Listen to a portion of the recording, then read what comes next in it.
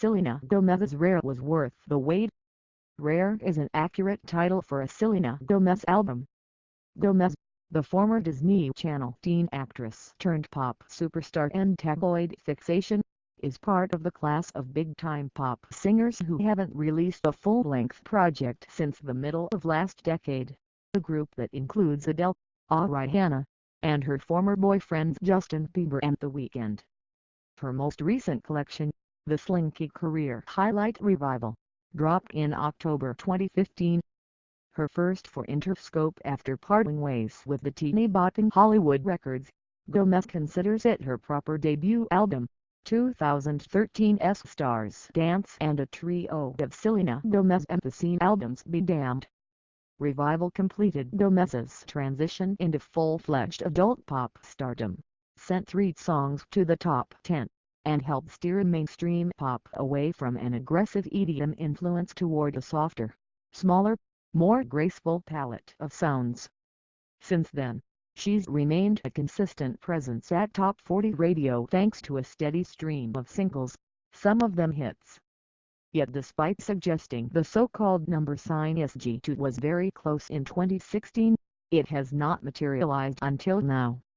As this Billboard career overview points out, some of that probably had to do with Bad Liar and Fetish fizzling commercially in 2017, but that's not the only way the interim since Revival has been rocky.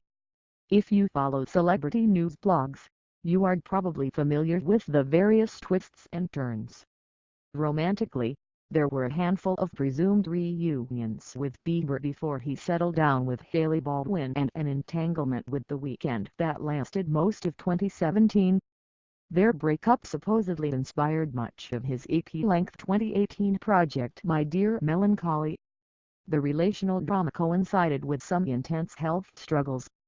As a consequence of her battle with lupus, she famously received a kidney transplant from her friend in 2017, and further complications from the disease led her to check herself into a mental health treatment facility for a few weeks in late 2018. All that tumult was the implied context for Lose You to Love Me, the Titanic melodrama that became Gomez's first #1 hit when it debuted atop the Billboard Hot 100 2 months ago. I needed to hate you to love me, Gomez sings as grandiose balladry swells around her. I needed to lose you to love me. Paired with a black and white music video featuring Gomez emoting in vivid close-up, it leveraged her life story, popular ideas about self-care, and a promotional tie-in with Apple into the most surefire hit of her career. It also helped that it's a good song, one that expertly transplants the spacious minimalism that has defined Gomez's best work into the power ballad format. Gomez wrote Lose You to Love Me with hit-making duo Julia Michaels and Justin Tranter, the close collaborators who helped shape Revival's light signature sound. Also involved were Swedish writer-producers Mattman and Robin and, notably, Phineas, whose work on the Billie Eilish catalog has proven his knack for less is more pop. Lyrically, Lose You to Love Me gets a lot of mileage out of simple metaphors like set fires to my forest, and you let it burn / sang off-key in my chorus 'cause it wasn't yours. Sonically it's a hall of mirrors, sending armies of multi-tracked Gomez voices cascading against each other, anchored by booming bass and tearjerker piano. It effectively communicates both the weight of her heartbreak and the glory of her triumph over it. Nothing else on Rare is so heavy. The album consistently alludes to wreckage in Gomez's past but errs on the breezy side, mostly exploring the freedom and relief of life on the other side of the trauma. Often it does so via The Club, which is where the album's other advanced single lies.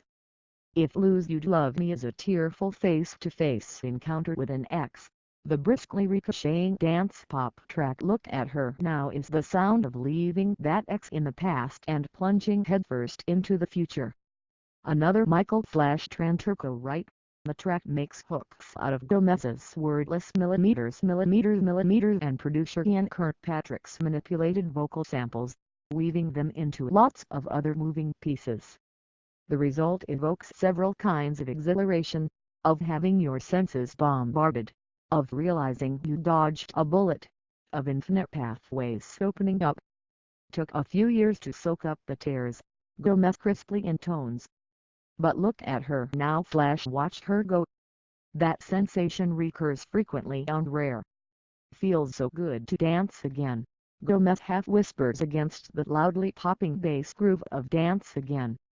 She trades that rhythm for digitized merengue on Let Me Get Me, the moody synth groove on the remix Ready Vulnerable, and Prince indebted funk on Fun, which I'd promote heavily to radio if I were at Interscope.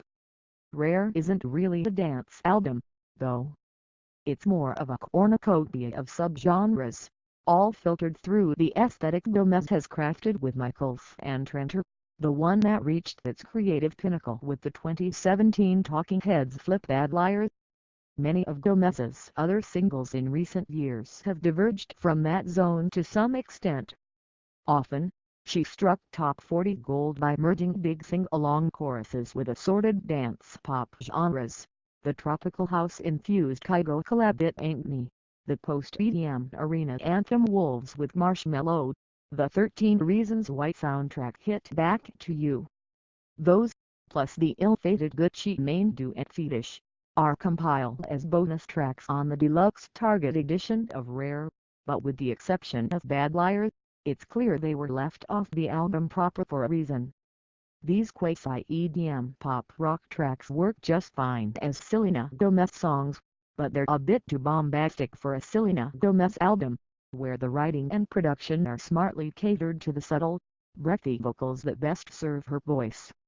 It's the same reason Kid Cooley's impassioned lead sounds so awkward on closing track A Sweeter Place, which might as well be filed away with the bonus tracks.